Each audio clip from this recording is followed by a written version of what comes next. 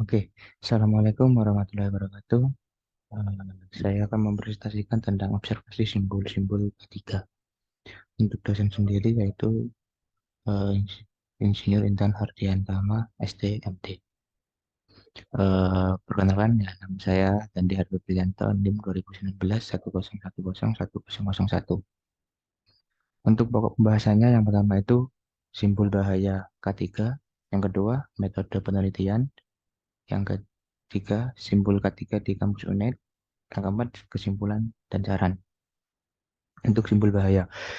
Simbol bahaya atau simbol ketiga merupakan sebuah media komunikasi visual yang berupa simbol yang berisi teks atau pesan singkat yang berguna untuk menyampaikan informasi bahaya atau pesan-pesan ketika kepada para pekerja ataupun kontraktor serta tamu-tamu yang berada di sekitar area perusahaan.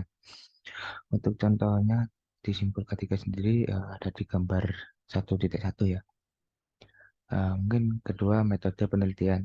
Berdasarkan penelitian ini, maka metode dan jenis penelitian berjudul simbol keselamatan ketiga menggunakan metode observasi. Metode observasi akan digambarkan sebagai metode yang dipergunakan dalam mengamati dan mendeskripsikan tingkah laku subjek seperti namanya observasi. Ini yang cara mengumpulkan informasi dan data yang relevan dengan mengamati. Untuk alat dan bahan sendiri, saya menggunakan HP, yaitu HP saya sendiri di kamera ya di foto untuk simbol-simbolnya. Dan bahannya sendiri yaitu simbol K3. Untuk simbol K3 di UNED, keselamatan dan kesehatan kerja di kampus adalah segala kegiatan yang menjamin seperti melindungi keselamatan, kesehatan mahasiswa dan semua karyawan atau dosen melalui upaya pencegahan kecelakaan di lingkungan atau di ruangan. Resiko yang dihadapi dosen dan mahasiswa dalam perkuliahan seperti contoh yaitu kecelakaan dalam berkendara, banjir, kebakaran, jatuh tergelincir di dalam kampus, dan lain sebagainya.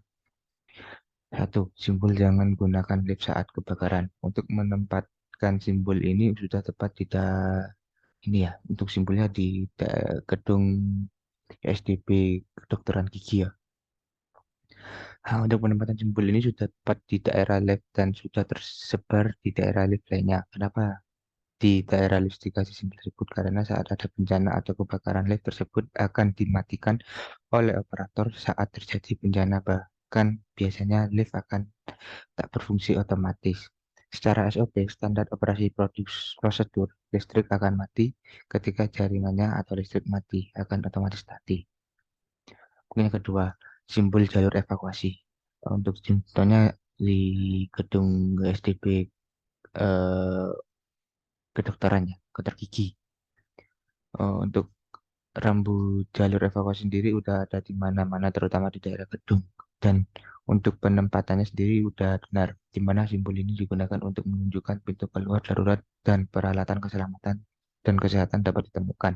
Rambu evakuasi ini memiliki warna dasar putih berground hijau menyala dengan background berwarna putih. Untuk yang ketiga itu simbol jalur khusus disabilitas. Untuk simbolnya ini saya ngambil di FKIP. Simbol ini digunakan pada ruang publik yang menyediakan akses bagi difabel atau disabilitas, terutama menggunakan kursi roda dan juga menyandang disabilitas yang lain. Simbol ini juga digunakan sebagai tidak ada hambatan keadaan sekitar seperti penghilangan tangga berundak yang dapat membantu lansia atau manusia yang cacat. Untuk menempatkan simbol sendiri sudah benar dan sudah tersebar luas di area kampus.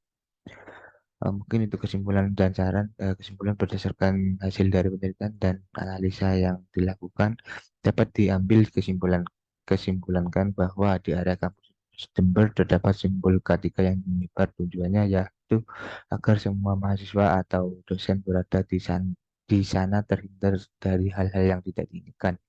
Mungkin dari saran saya sendiri berdasarkan hasil dari penelitian dan analisa yang telah dilakukan dapat diberi saran yaitu meskipun adanya simbol ketiga, mahasiswa atau dosen tetap hati-hati saat melakukan kegiatan dikarenakan simbol ketiga tidak 100% kita bisa selamat. Mungkin sekian dari presentasi saya. Eh, Wassalamualaikum warahmatullahi wabarakatuh.